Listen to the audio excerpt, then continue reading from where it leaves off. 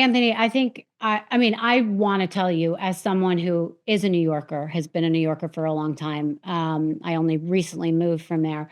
I've followed your career, I've followed your personal story, and I am very impressed by you because you are someone who has always been your true self. You've made waves for right or wrong, better or worse. And, I think it is a disservice for people who don't hear your message in all ways, meaning you are so smart, you are so good at your job. And there were things that happened in the middle there that prevented you from doing your job. And you are a testament for someone who does deserve a second chance, in my opinion, because you did do the time physically, and you did do the time in, the court of public opinion. You really went through it, and you had to kind of resurrect, and you're not stuck in the past as a discount version of yourself, let's say, which I really respect. It's when I listen to people that have a hard time with someone that wants to come back, it's more their own issues that they're triggered by, that they see in you. So I have a lot of respect for you, but I asked the question because I know a lot of listeners can't Yeah. get past people's past, and I want them to hear it from you. So I don't want you to take it that I'm asking because I don't, I have a Well, certain Rachel, here's perspective. the thing. First of all, I honor your experience as well. I've come to believe that the reason you go through things is not for nothing. You go Mm, through things so that at the end, your journey becomes part of the way that you do service. sure. And what I say to my prospective voters who want to have a good faith conversation with me, and I know some people just want to call you names and storm away. Sure. And for those people, they're out of luck. I'm not going anywhere. I'm not going to cower under my desk because they yelled at me.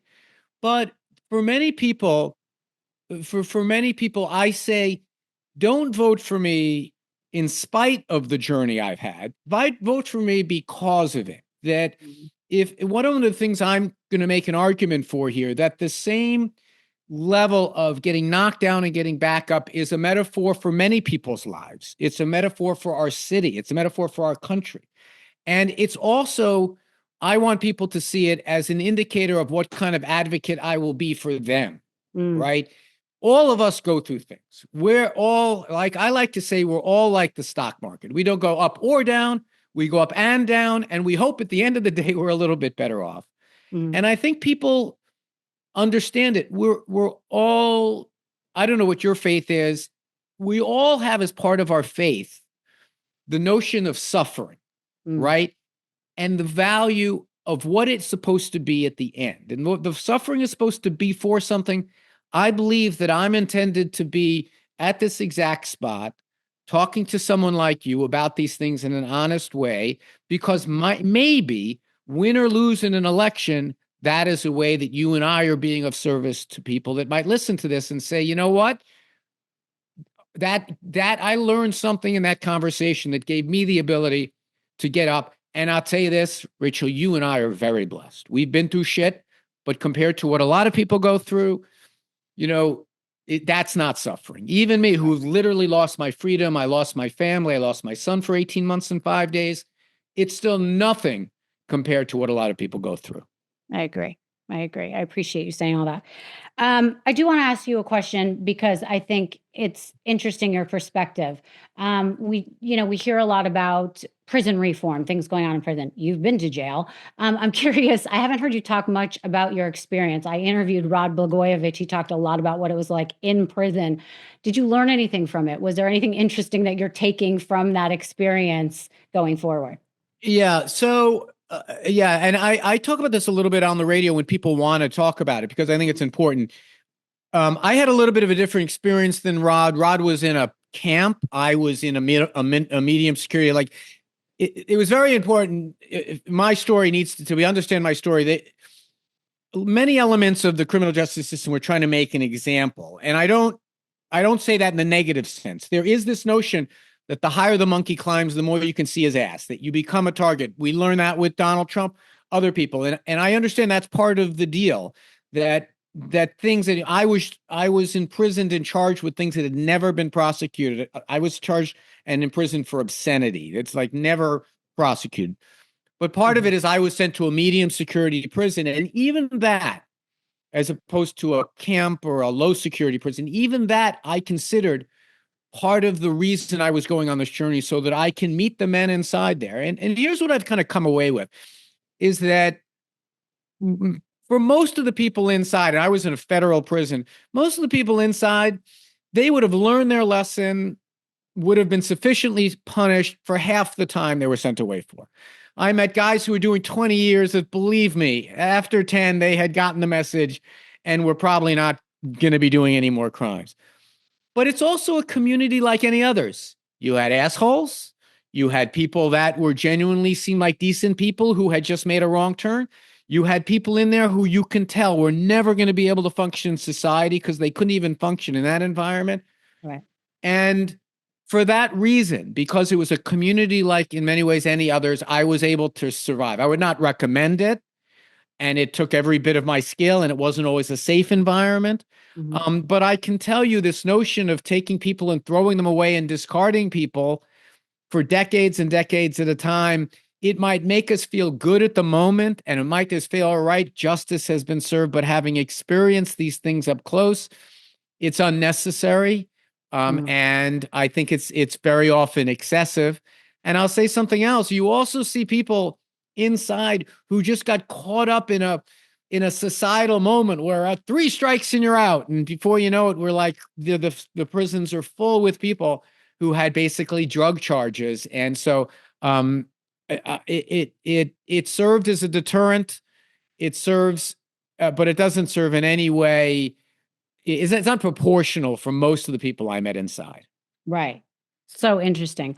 I'm curious about your thoughts on public perception and the media's involvement in how we see the scandals, crime, all this stuff. Luigi Mangione, for example, some people make him a hero, some people think he's a criminal. Either way, it affects how the outcomes in many ways of what's going to happen. What do you think of how the media covers things like this nowadays? It's hard to say what the media is. And I mean, look, in many ways, I'm not indicative of anything. I'm a guy named Weiner who is in politics, who pictures of his dick are on the internet. It's like, in a way, the New York Post almost had to do it. I was friends for many years with Jon Stewart, and I remember, him kind of being apologetic. He's like, I'll get kicked out of the comedians union if I don't do jokes about you. So I don't know what you can tell. I mean, you're an example of someone who got caught on the tail of a crazy thing yourself. And I don't have any beefs about that. I was in public life. I was a politician. I was going on Fox News, being a pain in the butt, being an advocate for the things I believed in, being a high profile person. I'm in no position to then say, okay, then the press was out of control. But I will say this. I would have been a better mayor than Bill de Blasio, okay? And the media might have had fun with me, and people might have said I would never vote for that guy because of what I've read about him. Well, who's laughing now? I mean, you know what I'm saying? Ed Koch used to say when after he served, he's like, they said, would you ever come back? He was like, no, the voters have spoken. Now they must be punished.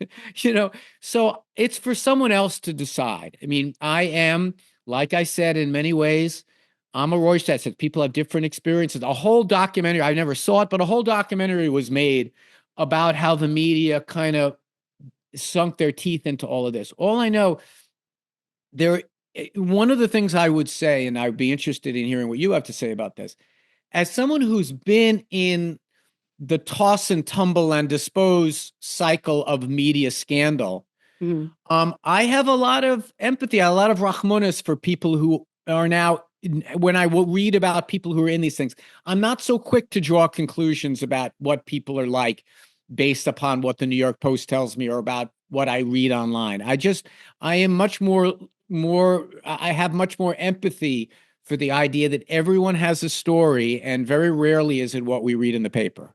Well, absolutely. I mean, that's why I have this platform of Misunderstood, about people who have been reduced to a headline and they're on a mission to change their narrative. And even if they're not on a mission, they at least deserve to be reconsidered based on the narrative that public opinion, public perception, or the media gave them. And I absolutely agree with you. And it's interesting because you hear so many people talking with such authority about a situation where they don't know the people, they don't know the situation. They are just getting their facts from somewhere and basing their opinion on it. And it's terrible. And I find that I am someone who is always like not wanting to get involved in the subject at all, or saying, you don't know the other person's side. You don't know these people. Don't comment on it. People love to comment on it, so they're not going to listen to me, but I know that personally, and so do you. So I am very empathetic as well to what's going on and what's being reported.